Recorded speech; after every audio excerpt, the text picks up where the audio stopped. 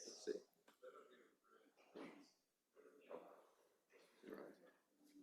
Hey, it's gone here. Oh, it's there. Oh, sorry, yes, okay. It's my bad. It's here. Perfect. Oh, it was here too. So. Thanks. All right. Ladies and gentlemen, it's my great pleasure to introduce the beginning of our colloquium series. So this is the first external colloquium we're going to have this semester, and I'll let Professor Panchindai introduce today's speaker. Yeah, it's a great pleasure to have my good friend Hanno Weitering visiting us from the University of Tennessee in Knoxville. We're colleagues when I was at the University of Tennessee. Hanno got his PhD in Greenland University in 1991, and then he did 2-year postdoc with Walt Palmer at the University of Pennsylvania, and then he immediately became a junior faculty at the University of Tennessee. So he's been right through the rank and then became a chair for the last 10 years, right? So I'm free now. I'm free. Yeah, he's finally free. He said he's very, very happy finally free not being the chair. So recently he got promoted to one of the highest honors in Tennessee called the Chancellor's Professor in Tennessee. So okay, so he's going to give us a talk. I was in the M2S meeting here. There's a very interesting result we published in Nature Physics. So I thought to get him here to tell us about it. Yes, thank you, Hanno. Thank you. Thanks, Sheng. Thanks for inviting me. Can you hear me all right? Okay, excellent. Okay. Well, yeah, it's a pleasure to visit RISE. I've never been here before. I've been a zillion times to Houston International Airport only because of layovers. I've never come to Houston. So the work I'm going to talk about today is about, this is a project that started quite some time ago when we realized we could actually grow a two-dimensional mod insulator on a silicon surface. And then the natural question was, well, if I dope this mod insulator, what do I get? And can I eventually get superconductivity? And so the answer to that I'm going to show you today is that it becomes superconducting, but it might actually be more exotic than that. It might actually be a topological superconductor. But that's always a big climb to make, and so there are some few loose ends that I will talk about in the end. I also learned today that some of you are very interested in Kagome systems, and also. Yeah. So there is I was asking if you could make it slightly louder. So okay. I maxed out here. I think he needs to put it closer to you. I can't. This microphone is backwards. It will hide under my shirt if I. So, I mean, it would go like that. Maybe it works. Does this work better? Slightly higher. That's right. Color, yeah. Okay, let's try that.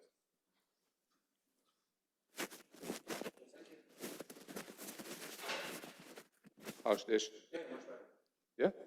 Okay, thanks. Okay, so the work was primarily done by my former postdoc, Fangfei Ming. He's now a professor at Sun Yat-sen University in China, Guangzhou.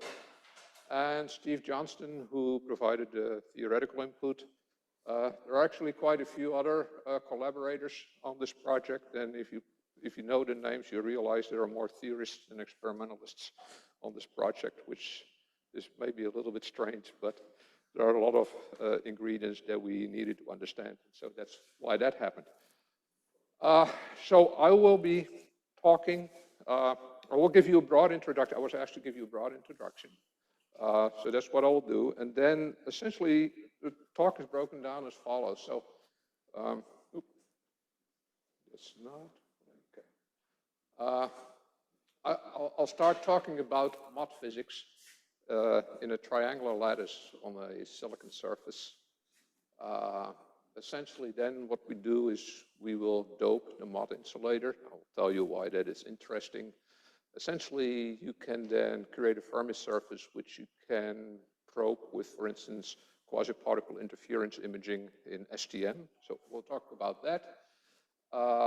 Then we'll talk about superconducting properties, and then maybe sort of the most intriguing part of the talk is if this superconductivity is actually topological in nature. Now, In the end, I'll talk a little bit about electron doping and a charge ordering transition on the other side of the phase diagram.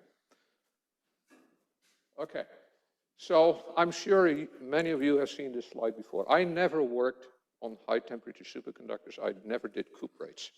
So I had to steal, of course, these pictures. But what you notice is this is a very generic image of a very complex oxide that happens to be an antiferromagnetic insulator. Unless you dope it at some critical concentration, it becomes superconducting. And of course, that's the major discoveries from the late 1980s. What you then, of course, as a function of doping concentration, you can essentially create a phase diagram showing, for instance, the antiferromagnetic phase. Here, the superconducting phase. There's some charge order present. And what it really comes down to is that the superconductivity is very two-dimensional. The superconductivity actually happens in these copper oxygen planes. And what really the ingredient, what people really seem to understand is that it's related to Mott physics. It's when you hole dope the system, it becomes a hole dope Mott insulator. And that's a quasi 2D phenomenon. So the question is, okay, can you realize such physics on a truly 2D material, as this is still not a 2D material? And then you can think, well, if I understand what controls the superconductivity, let's say in cuprates, can I just take those ingredients and try to come up with a much simpler materials platform? And so the materials platform I was thinking about is silicon. Now, if I talk about silicon to you, you would not associate silicon with superconductivity. Okay, so silicon is like a prototype of a non-correlated material. It's this ordinary semiconductor. And of course, we know that silicon is sort of the basis of the microelectronics industry. Okay, so one thing you can think about is if we could make silicon superconducting, could we have somehow implement superconductivity on some sort of a device platform? So that's sort of the dream. That's just where we started. We start with dreams. So let me just give you a very brief introduction, what you need to know about Mott physics for those of you who are not entirely familiar with it. And so I start out essentially with a system where atoms are far apart. And then I will consider essentially the limit where you put them together in a crystal. And so what I'm showing you here on the left is, let's say, suppose I have an atom A and an atom B. And I have, let's say, one orbital, half-filled orbital on each atom. Okay, and so let's assume now for simplicity that the spins are antiferromagnetically aligned. So in order to move an electron from A to B, simple way to think about this is, well, okay, what's the energetics that gets involved? Well, you can say, well, I take an electron from here, I take it all the way out of the, far away to the vacuum level. That costs you an ionization energy. And then if I drop it down on the other atom, it will actually drop down into this level, which we would then call an electron affinity level. And so the energy you have to pay is ionization energy minus electron affinity, and that energy is essentially exactly equal to the on-site parameter U, which is the Hubbard U. Okay? So you have ionization levels and the electron affinity levels, and of course in the bulk, levels broaden into bands. So if you now make a crystal, you have actually these affinity levels, which we now refer to as the upper Hubbard band, and then you have the ionization level that you refer to as the lower Hubbard band. And if the bandwidth gets big enough, at some point you can create a metal insulator transition or a Mott transition, essentially when the bandwidth here is of the order of this parameter U. I call it now U star because this is not the same U as the bare U in the atomic limit. Okay? So that's essentially, you should expect an insulated metal transition when U is of the order of W. And as it turns out, Mott insulators are usually, or are often antiferromagnetic. Okay, so that's all about Mott. Now, what happens when you dope a Mott insulator? So we all know from textbooks what happens when you dope, let's say, silicon. So intrinsic silicon has the Fermi level sort of in the middle of the gap. And you hole dope it, and the Fermi level drops down into the valence band. With a mod insulator, it's slightly different. So what actually happens is, let's say I start out with an antiferromagnetic mod insulator, and now I am going to hole dope it. So essentially, I'm taking one electron out, let's say. So that's indicated here. So what is the spectral weight that you would observe? Well, of course, if you have n lattice sites, then there are n ionization levels. So n is the spectral weight of the lower Hubbard band. And there are n electron affinity levels. So that's the spectral weight of the upper Hubbard band. And of course, we know that they're separated by this U parameter, the Hubbard U. However, if you now create a hole, you have n minus 1, the electron ionization levels. You have n minus 1 electron affinity levels. By that I mean there are n minus 1 sites where there is already an electron present. So you get a spectral weight of n minus 1. And of course, the total spectral weight should be 2n, so there are still 2 states that you have to account for that are associated with this site. And those 2 states end up somewhere in the gap. Exactly where in the gap, that depends on a lot of details that I'm skipping over here with this cartoon. But essentially, you're going to create what we call like a quasi-particle peak. Okay? And if the Fermi level overlaps with the quasi-particle peak, you essentially metallize the mod insulator. Okay. Another interesting thing, of course, and this is what some of you know a lot about, is of course that if it's antiferromagnetically ordered, then of course the geometry of the lattice is an important thing to consider. So for instance, in a square lattice, you can have like very nice, perfect antiferromagnetic ordering, meaning each spin has only neighbors with opposite spins.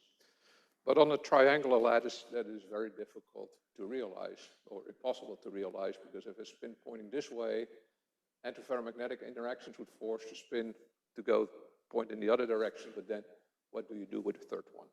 So that's why we say that a triangular lattice is magnetically frustrated. So this is also important to remember. Well, this is not the only way to think about spins on a triangular lattice. So this is what I'm showing you here, is that actually spins on neighboring sites could form a spin singlet. And that's indicated by this banana shape. And you find this picture everywhere on the web if you talk about a resonating valence bond type theory.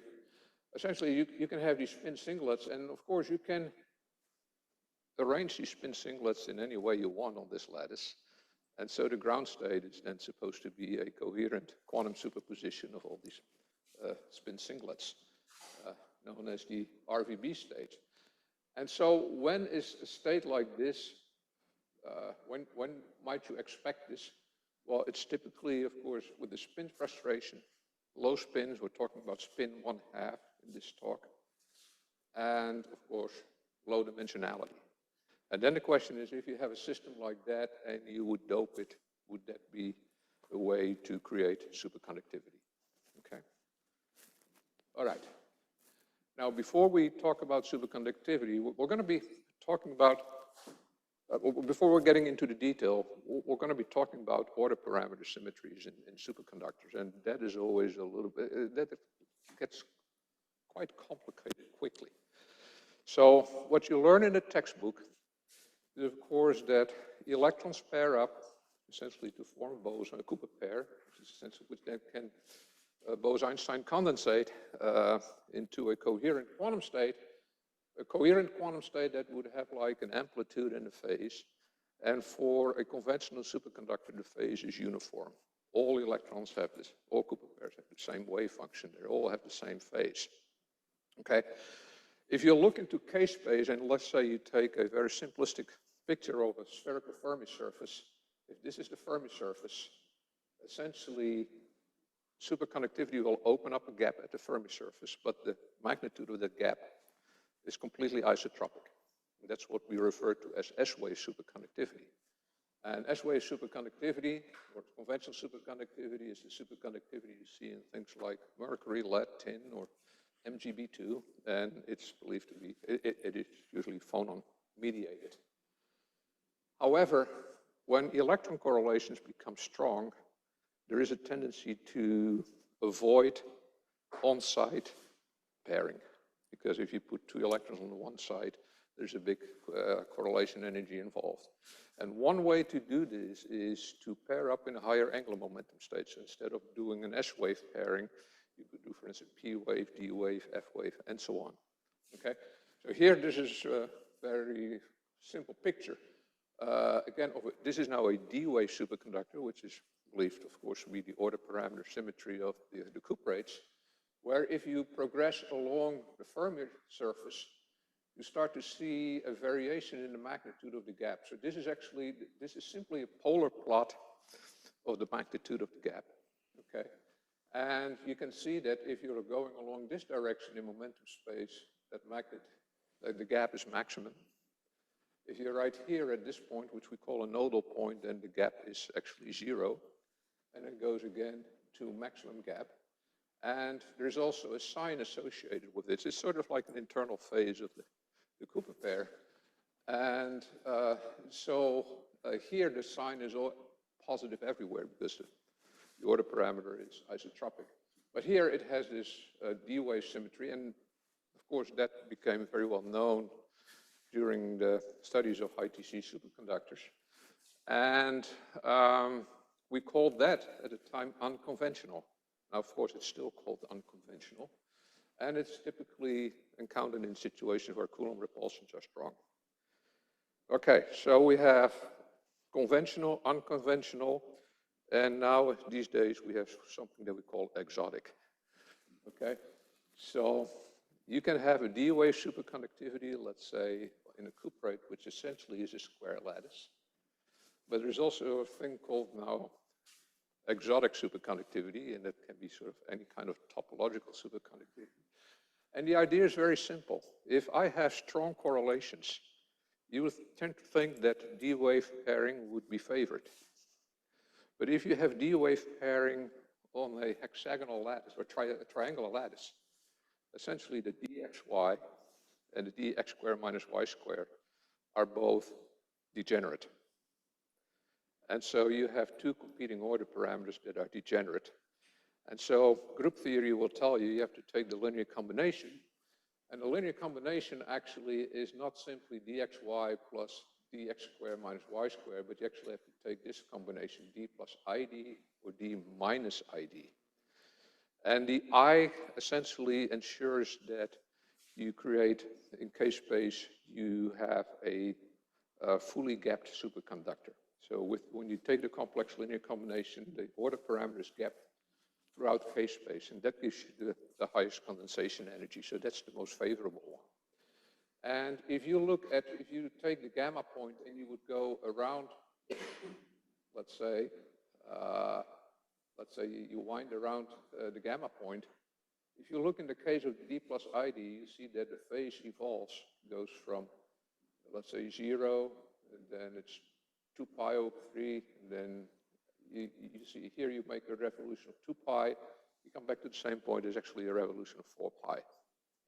Okay? D plus ID and D minus ID, the D wave components are 90 degrees out of phase. If you take D plus ID is plus 90 degrees, D minus ID is minus 90 degrees, you break time reversal symmetry, and actually you see there is a chirality in the problem. Now, if you have a chirality or chiral order parameter, then it's also, you're supposed to get topological edge states. We call them, in this case, it would be chiral edge states, just like the quantum Hall effect. And so if you would do a calculation, you would see actually two chiral edge states. It's given, for instance, by the green one on one side, and then on the other side of the sample, you would see the other two chiral edge states. So it just means that the Chern number here is 2. So you get 2 chiral edge states. If you look at a tunneling spectroscopy inside a vortex, you will see 2 states. For a P-wave superconductor, actually, it would be 1. For a D-wave, it's 2. And yeah, so essentially, the topology is really set by this winding number, the order parameter. And this is fairly exotic state. That's not been proposed before. So one of the earliest experimental examples was this sodium doped cobaltate. But it's never really been proven that such a order parameter exists. There have been a couple other examples, strontium, platinum arsenide, or for instance, whole doped graphene. So the idea is a theoretical idea. If you whole dope graphene, which does not have a triangular lattice, actually has a honeycomb lattice. But if you whole dope it all the way up to the Van Hoos singularity, you're supposed to create a D plus ID superconductor. But it's not been demonstrated experimentally because you can't put in so many holes. Okay. All right. So now let's get to the system that I've been working on. So what I try to do is see if I can realize superconductivity on a simple silicon surface. And well, this is an experiment that's entirely done in ultra-high-vacuum. So even though I find a superconductor, I cannot take it out of the vacuum and then say, here, I have a superconductor measure, do a transport measurement, because it's really only the surface of the silicon. If you take it out, the surface gets contaminated, you would kill the superconductivity. But essentially, the system is like as follows. If I have like a silicon 111 surface, so this is actually projection of the onto the silicon 111 plane, and the biggest gray circles are the topmost silicon atoms. And I put down a third of a monolayer of tin on top of the silicon. It turns out that these tin atoms form like a nicely ordered square root of 3 by square root of 3 lattice compared to the atoms in the silicon 111 plane. Okay. Now, if you take a side view, you'll see that these tin atoms, they actually form 3 back bonds to the substrate. These 3 back bonds tie up the dangling bonds of the substrate.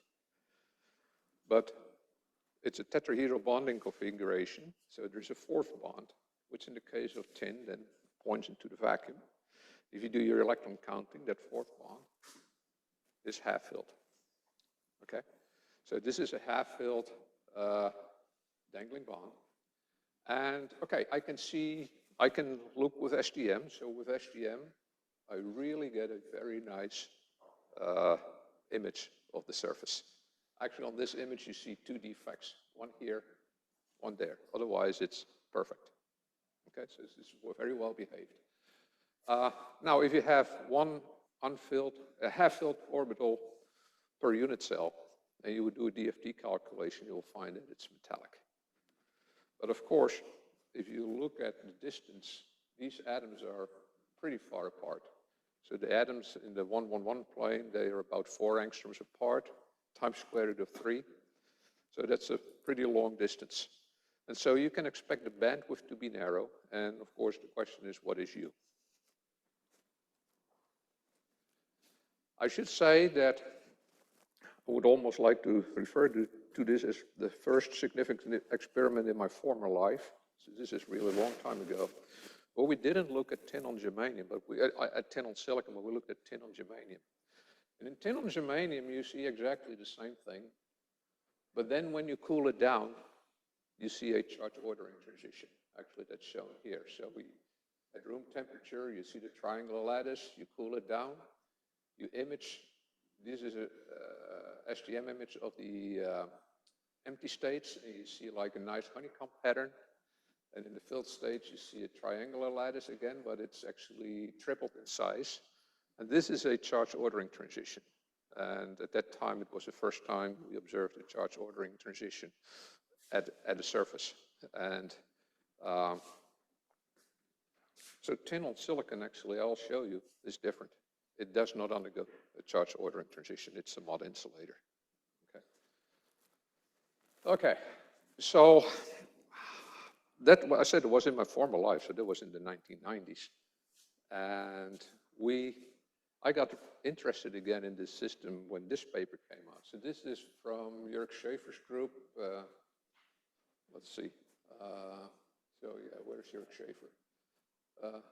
Ralph Claessen, Jörg Schaefer, Werner Hanke, group in Germany. And they claimed that if you put down this 2-dimensional tin lattice on the silicon 111 surface, that you get a mod insulator, and that it's actually magnetically ordered. Okay. So this is a theory result. it shows that if you do a DFT calculation, you get a nice single band. It's a single band system with a nice saddle point somewhere near the endpoint, okay? Giving rise to a Van Hoff singularity. But if you involve correlations in the calculations, so you do, you include correlations at the level of a DCA calculation, what you actually see is you start to see a dispersion upper Hubbard band and a lower Hubbard band with some gap in between. And so they did angle resolved photo emission. The results are shown here, where indeed, actually, this band tracks the dispersion that's been calculated here. Importantly, what you see is the band never crosses the Fermi level. So it is indeed insulating, even though based on the electron count or the simple DFT result, you would think it's a metal. Okay?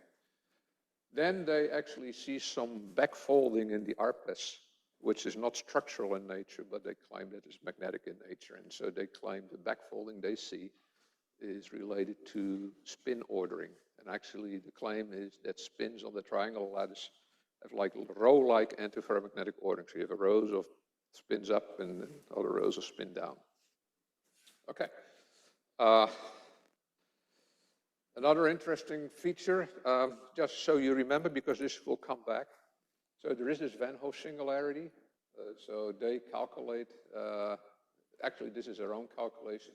In our calculation, the Van Hoff singularity is actually, when you whole dope it, we bring it up to 7 millivolts below the Fermi level. It is really close to the Fermi level.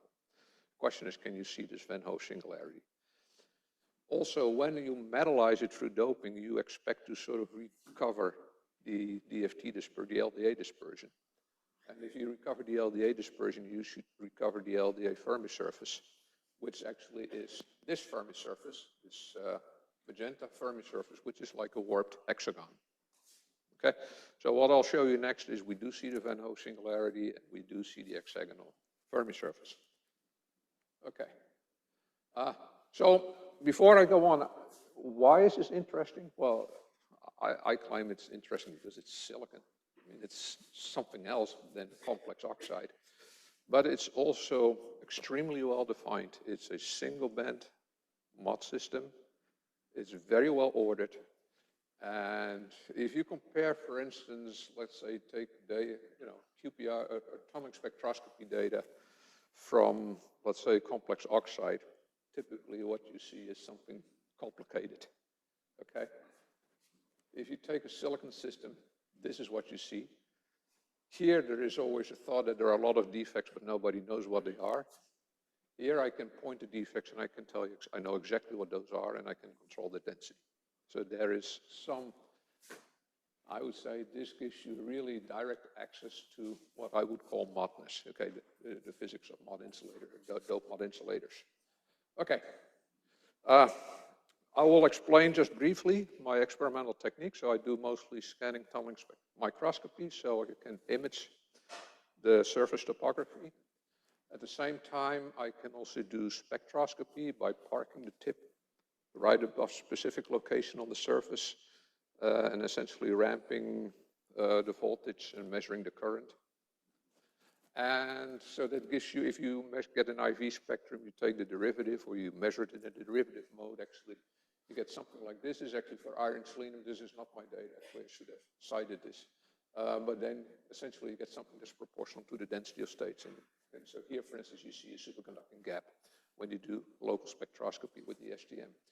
Another interesting feature is if you do STM imaging, actually, if you do that in the IDV mode, so you essentially create a DIDV map at a given bias, you get something that looks very different from a typical topography image.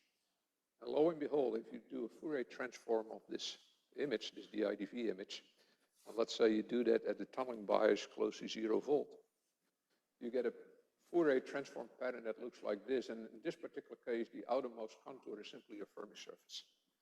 The other features that you're seeing, actually, those are Fermi surface replicas, because you're not seeing just scattering vectors that connect parts of the Fermi surface, but you also see those scattering vectors plus or minus reciprocal lattice vectors. So you're going to see replicas. So STM imaging, if you do it in a quasi-particle interference mode imaging, you have to have direct access to the Fermi surface. If you do this as a function of bias, you can measure the spacing between these features, and actually you can simply get a dispersion curve, which you can then compare directly with a measurement from angle resolve photo emission. Okay, so this is the stuff I'm doing. Then the question is, okay, so we have this mod insulator on the silicon surface. Now, how do you dope this? Now, this is generally a question, how do you dope a two-dimensional system? Well, you can say, well, I put something else down on it. For instance, very popular these days, you sprinkle some potassium atoms on the surface, and the potassium atoms would dope the surface layer. Well, the problem is you're not only doping the system, but you're modifying it chemically as well, because these potassium atoms are sitting on the surface, right? So ideally, what you want to do is a modulation doping approach that we know from semiconductor physics, where essentially, in a simple case, you have just let's say an N-type superconductor here, connected to some other superconductor, and essentially you can actually get, because of the mismatch in or the band offset at the interface, you can actually create charge transfer from here to here, where you simply dope things here, but all the impurity sites from which the charge originates are spatially separated. So you're not really modifying the system, you're purely doping it electronically. And that's something we'd like to do for tin on silicon. So what we actually do is we simply use very heavily boron-doped silicon. And so if I have the system with these blue atoms, again, the tin atoms, if I have very heavily boron-doped silicon, and actually I can drive the boron dopants toward the surface, I can enrich the surface through a thermal annealing process. Well, you have these boron acceptors that essentially steal the charge away from the dangling bonds. And this is how you end up with hole doping of the dangling bonds, or at least in principle. Now, we have to show that it works in practice. So, I'm showing you quite a lot of data, but essentially what I'm showing you here is a tunneling spectrum on the surface. And what you're actually seeing here in this particular sample, this is essentially the lower Hubbard band. This is the upper Hubbard band, and you have a gap in between. Now, if I do the same measurement, but I increase the doping level beneath the surface, you suddenly start to see a filling of the gap, and you start to see the emergence of a new peak. This is this quasi-particle peak that I mentioned before when we talked about doping a mod insulator. Formation of a quasi-particle peak is fundamentally different from typical conventional semiconductor doping. Of course, the first thing people would say, well, how you know this is related to mod physics? Maybe just form an impurity band because you have so many boron atoms there. Well, the proof will come in the next slide when we start to do quasi-particle interference imaging, and actually we recover the Fermi surface of the tin structure on silicon and not anything related to defects. Okay. Also importantly, if I zoom in on this quasi-particle, so this is the highest doping level we got, and I can tell you this was at the time of the order of 10%. This has sort of been our highest doping level. We know the doping level because essentially the spectral weight of that quasi-particle peak relative to the spectral weight of the Hubbard bands essentially gives you the doping level, because the quasi-particle peak scales with the doping concentration. So if you take this quasi-particle peak and now you cool it really to low temperature, to 4 Kelvin, you zoom in, you start to see something like this spectrum over here. Lower Hubbard band, upper Hubbard band, quasi-particle peak, and lo and behold here, I see this spike, which is a Van Hoff singularity. And this Van Hoff singularity is located 7 millivolts below the Fermi level. So if you have such a singularity very close to the Fermi level in the density of states, you can expect at least some sort of an electronic instability to happen. Okay. So let's do the quasi-particle interference imaging. So again, this is my topographic image. I do DIDV imaging. I get an image looking like this. Essentially, what you're seeing is it's, if you do the IDV imaging at, let's say you do it at zero bias, essentially what you're seeing is an interfering wave pattern. So you have electron waves, electron deforming surface, they scatter off defects, they create interference patterns. Okay, of course, the wave vectors involved are the Fermi wave vectors. And then when you do the Fourier transformation, you're supposed to get the Fermi surface and some replicas. Okay. So I do the Fourier transformation, and I do this for different biases, and I get a figure that typically looks like this. And what I'm highlighting in red here are really the Fermi contours here. So this is, again, remember there was a warped hexagon that I showed you earlier. So you see the warping of the hexagon. So this is essentially a Fermi surface contour. Then you see what I would call these triangular shaped features here, or if you want to focus on these features, I call them dumbbells. Those are actually associated with replicas. It's scattering replicas involving a reciprocal lattice vector. Now, unlike people doing cuprates, who have to do a lot of image processing before they show this to you, these are raw data. I mean, I get them from the SGM, we do Fourier transform, this is what it looks like. So I'm not, I don't have to rely heavily on data processing. What I'm showing you here is actually a quasi-particle interference image simulation done by Steve Johnston using the T-matrix method. And essentially, he can, using the experimental band parameters, he can simulate the quasi-particle interference pattern. And those are his simulated images. And actually, you see it more clearly now. You see these triangles. You see the red Fermi contour here. Where you sort of have to focus really on these features. But it's all there. Okay? So this gives us confidence that the quasi-particle peak that we see are really associated with tin lens, the very nicely ordered tin lens, as opposed to some impurity band caused by chlorophyll, because it would be very unreasonable to expect that that would miraculously give you the Fermi surface of the tin structure. Okay. Okay.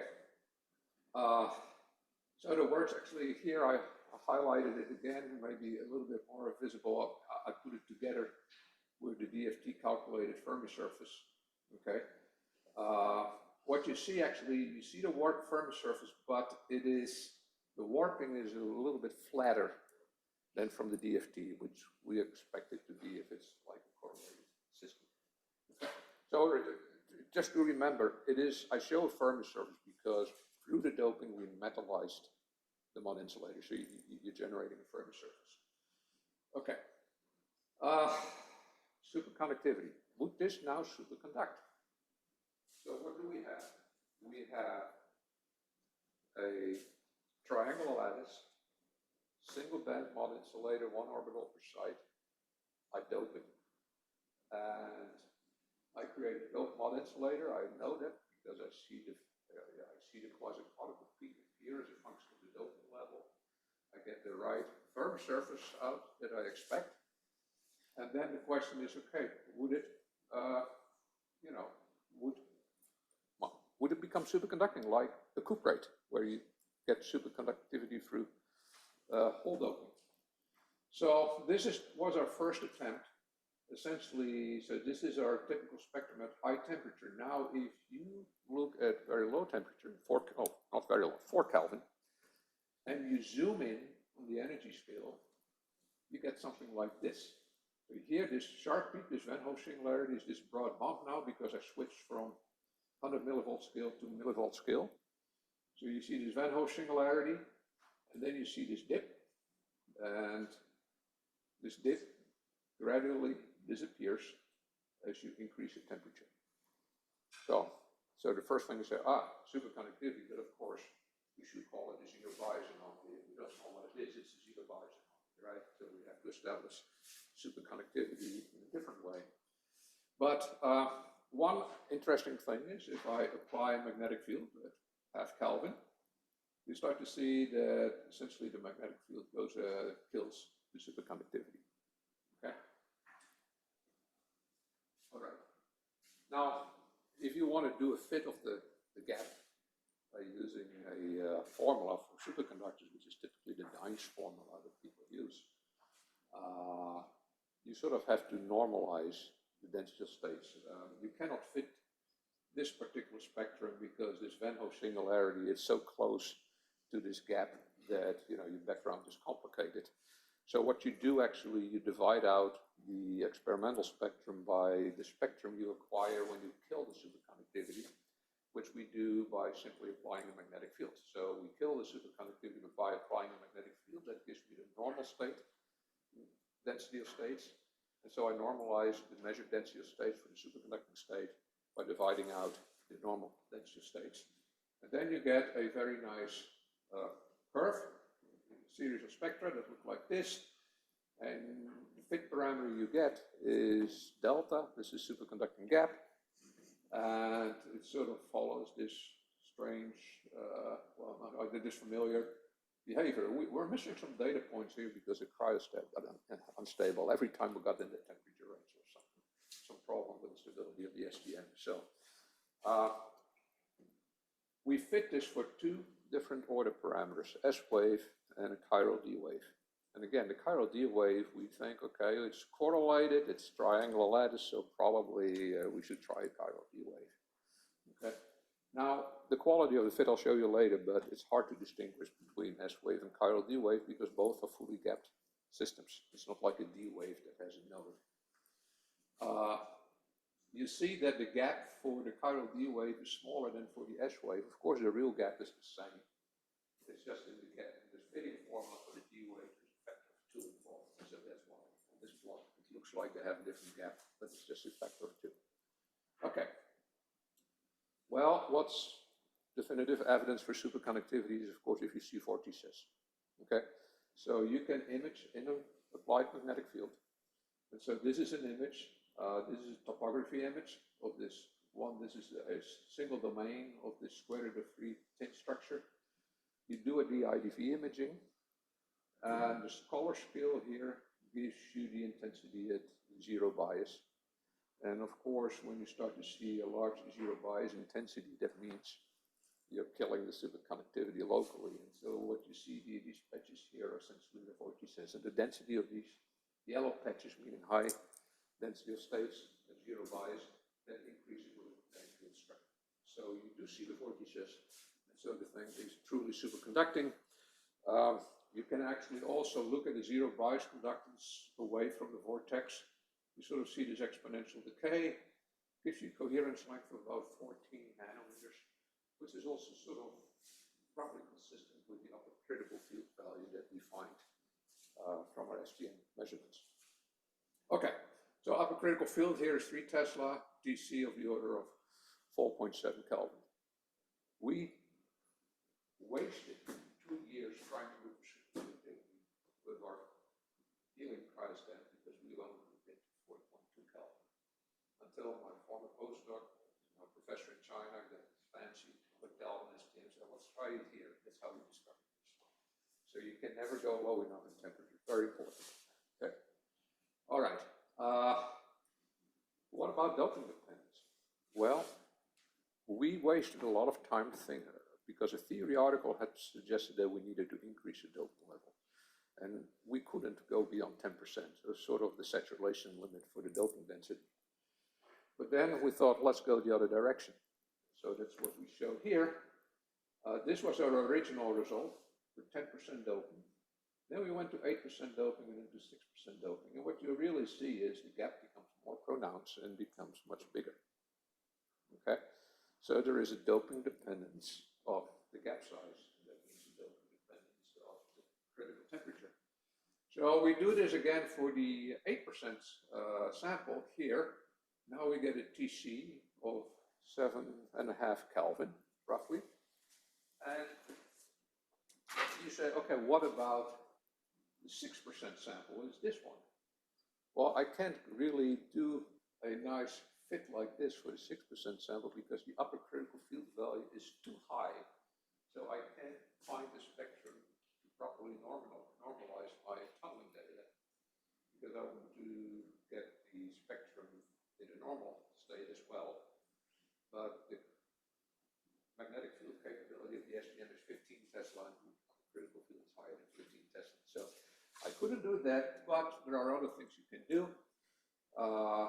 Again, let's say if you look, okay, there's a bunch of spectra here, so let's just focus on this particular one here. This essentially is your zero bias conductance with a 6% sample. And of course, when you're deep in the superconducting state, the zero bias conductance is very small, and then you increase temperature, zero bias conductance increases, and then plateaus when you're at TC. And so for the 6% sample, actually, we sort of see this right around 9 Kelvin. So we have been able, through controlling the doping level, to increase the TC by about a factor of 2, going from 10% doping level, doping to 6% voltage. Okay, to just show you what, we tried all sorts of order parameters to fit this, okay? And you see that this blue one is actually for a chiral P wave, but it doesn't work very well. It has to do with the Van Hoff singularity being very close to the endpoint. That actually affects the shape of the atomic spectrum. You see for the green and the red one, they're fairly close.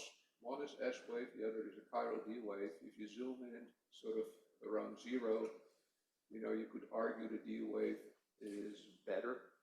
But of course, with S wave, you have other opportunities. You can do anisotropic S wave.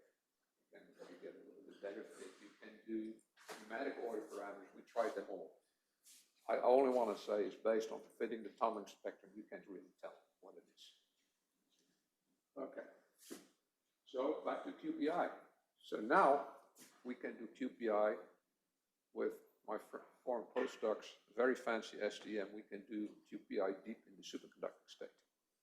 So when you do that, first of all, if you image at 5 millivolt, negative 5 millivolt, plus 5 millivolt, you get this result, which is very similar to what I showed you before. Okay?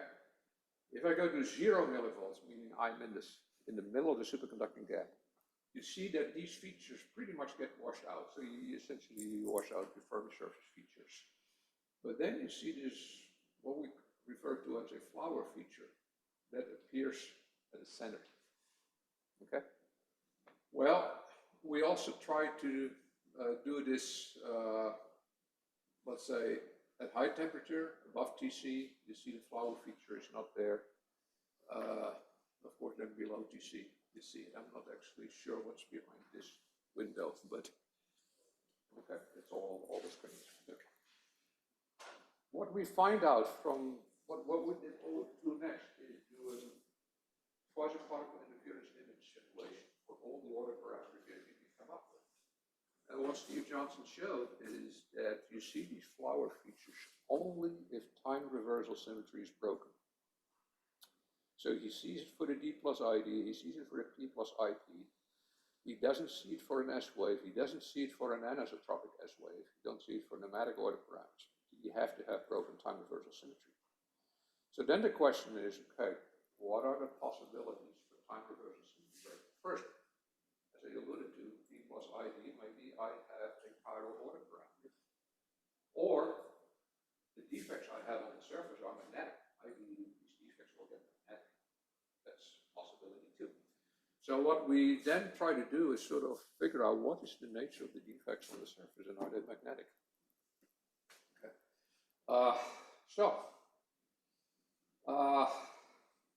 We looked at a surface that actually has quite a few different defects, and sort of I'm labeling them here. So V, actually that's a vacancy.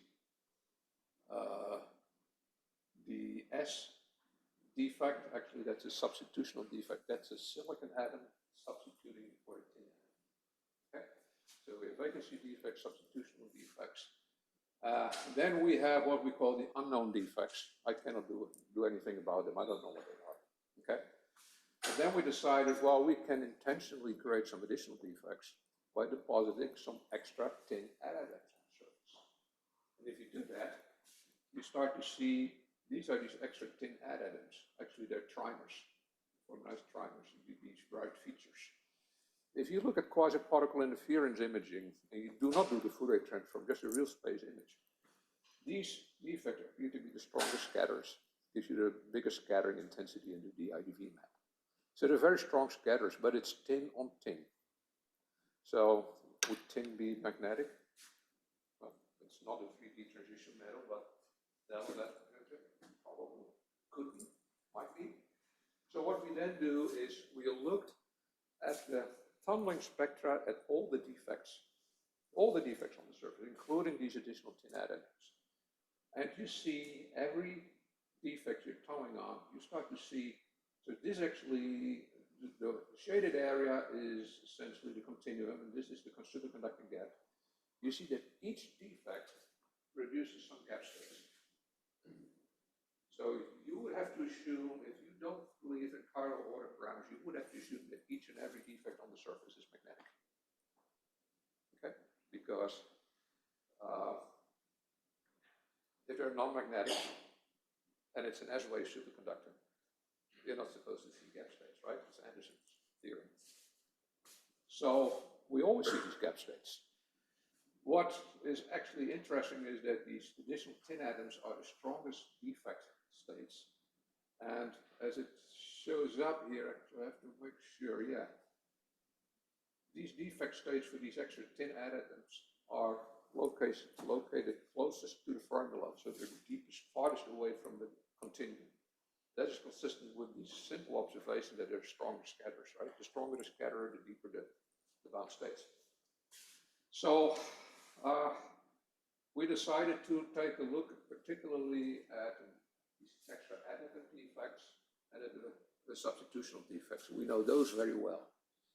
And essentially for the additive defects, this is what we see in the STM at different biases. And we asked colleagues, can you do like a structure optimization? If I have a tin trimer, okay, what is the optimized position? And then can you, from there, can you simulate the STM image? They can do that. That's very straightforward. So they simulate these STM images. And I would argue there's a pretty good agreement. So to show we get the structure right, it looks like the electronic structure is correct. And what they find, of course, in these calculations, they're not magnetic. They're not magnetic at all. It's just kind of what you expect if you came on tin, right? It's not magnetic. We do the same thing for the substitutional defect, experiment theory. Essentially, the substitutional defect, it actually has an empty dangling bond. So it has 3 back bonds because it's silicon, but the dangling bond is empty. So actually the substitutional defects sort of electron dope the system.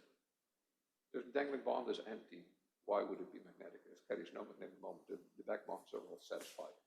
So this gives us pretty good confidence that we're not dealing with magnetic scattering. Well, some defects might be magnetic scatterers, but not all of them.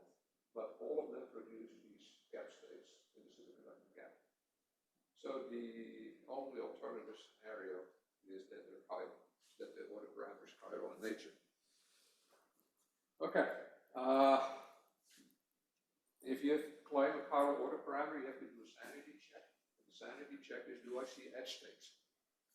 And well, lo and behold, so I have the superconducting domain. I have a phase boundary with a different phase on the surface. So the bright area here is actually a competing domain, structurally different. It's actually simply a semiconducting domain. So this is actually a semiconductor superconductor boundary. And actually at very low temperature, you start to see some intensity in the IDV image. If you increase the temperature, you start to see that this intensity spreads out from the edge. And then actually the decay length becomes very long. And so the question is, okay, I see something at the edge.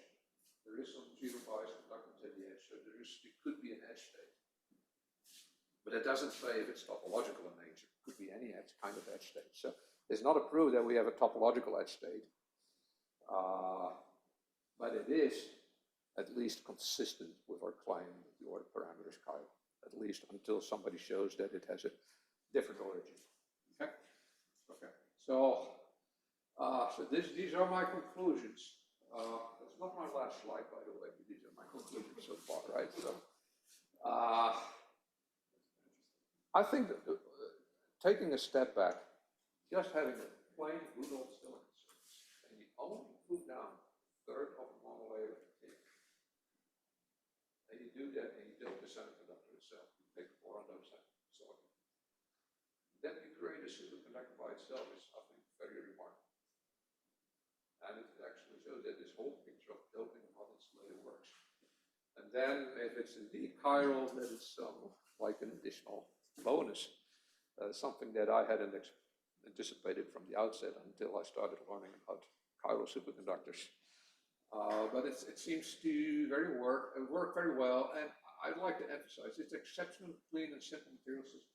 If you do SDS spectroscopy on a cuprate, you see a lot of electronic inhomogeneities. If I do SDS spectroscopy on this surface, it is as homogeneous as the topography. It's extremely homogeneous system. So we don't have complications from defects. We don't see competing charge ordering patterns or checkerboard patterns or whatever you might think of. It's extremely homogeneous. The superconducting gap is also extremely homogeneous. Okay? I should say, so far the evidence points to mod physics and chiral D-wave pairing. P-wave we rule out because of the poor fit of the tunneling spectrum. It is actually consistent with some recent theoretical predictions. Particularly this last one actually suggests this is a renormalization group theory paper. They claim actually it's either E-wave or D-wave, depending on the parameters in the Hamiltonian. If you actually do like an extended public model, it becomes E-wave. This is more like conventional public model. Semiconductor surfaces are a very nice testbed to try these ideas. And of course, you have all your tools from surface science at your disposal. And, semiconductors are easy to manipulate. So in principle, it could be an interesting platform for studying these, what I call now, exotic forms of superconductivity. Now the question is, I do hole doping. Why didn't you show electron doping? Well, I tried. It turns out you cannot modulation dope thin layer with the electrons because you would think, okay, put in N-type dopants in the bulk. So put in phosphorus instead of boron. Well, the phosphorus doesn't want to diffuse toward the surface. It wants to go in, goes the other way. And at the same time, you always pick up some boron contaminants from your vacuum system. So it turns out that even if you have an N-type superconductor, you often turn the outer layers of the semiconductor into a P-type inversion layer. And so we tried, but we couldn't build an N-type. So if you can do modulation doping, then we do the old-fashioned method, try to sprinkle some potassium on the surface. And when you do that, well, you see something like this. So here I call it a bow tie, but essentially two corner share triangles. Okay, what you're seeing are tin atoms that actually have vertical relaxation. Okay, if I zoom in, I see this bow tie feature. Okay, so these are all tin atoms. If I look in the filled states, I see this. If I look in the empty states, I see something like this. If I go at higher empty state bias, I see actually this is a dimer. Those are the potassium atoms. Okay. Now, if you increase the doping level, you put down more potassium. You form, well, you all recognize this. This is a Kagome system. And, well, it looks pretty disordered because these are simply growth defects, but I can anneal those out. So, this Kagome lattice is actually a charge ordered system. And you can really see this very nicely if I look more carefully close up. At one particular bias, I see this. Actually, the resolution here on the screen is not so great. But this is a Kagome lattice. Okay. I go to so this is filled states. I go to the empty states. I see a nice triangular lattice.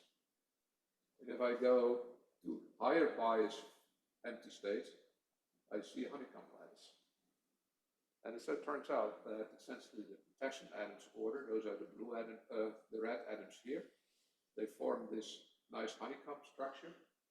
And then you have these two sublattices, tin sublattices. One is triangular one, and the other one is Kagome system.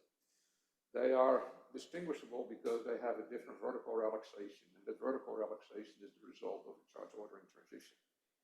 Okay, so I go to the empty states, or I go to the electron dope case with the phase diagram. I don't create any electron dope superconductor, I just create a charge ordering system. So if I just want to summarize this, well, because in the Couperage everyone draws phase diagrams, and surface science is kind of hard to do because it's so labor intensive.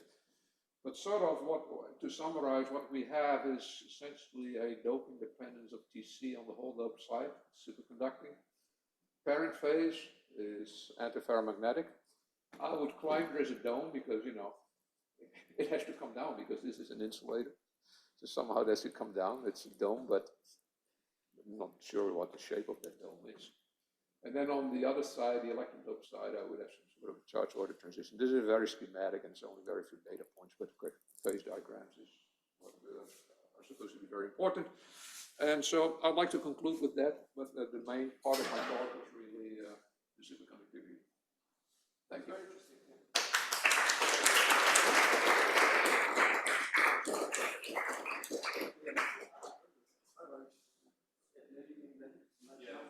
On the previous slide, the very last slide you showed, Yeah. You had 3 points on the phase diagram.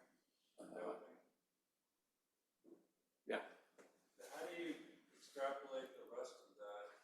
Now, don't take this too seriously, okay? I'm just saying. Why didn't you go further down? Went down to 6%. Why not go? Oh, that's an excellent question. So why didn't I see this come down here? It's an experimental limitation. So when you decrease the doping level further, the silicon itself becomes very resistive, and you're imaging at Kelvin, very low temperatures. And essentially what you start to see are Coulomb blockades. So it's very difficult to really get a nice superconducting tunneling spectrum when you go below the 6%. We tried, we have not been successful. Sample becomes too resistive.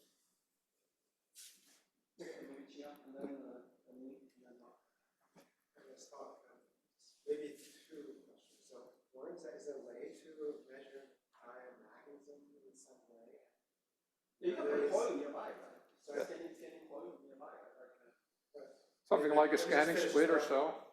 Is there a way to see the converse of symmetry breaking loss apparent and the superconducting?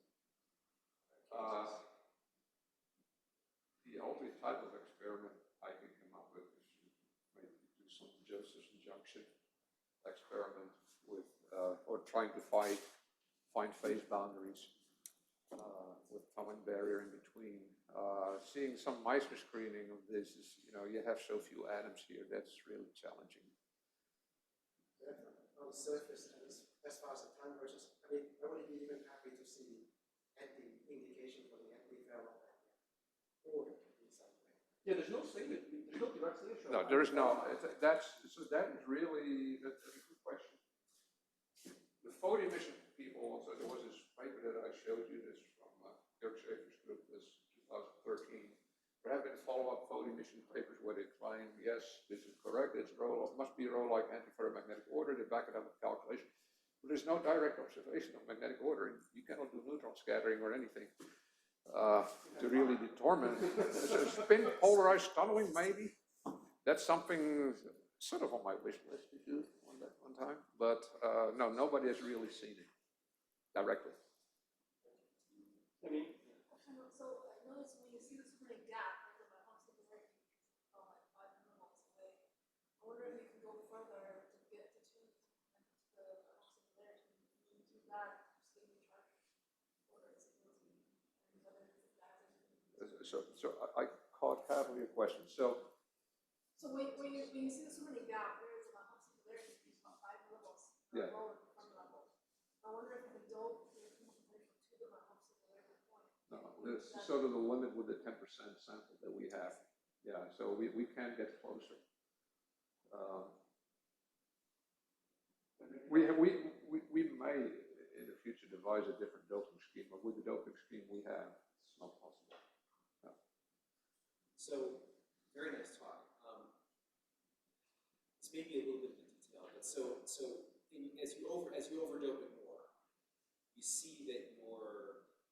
these spectra at zero bias, they don't really go all that low in conductance.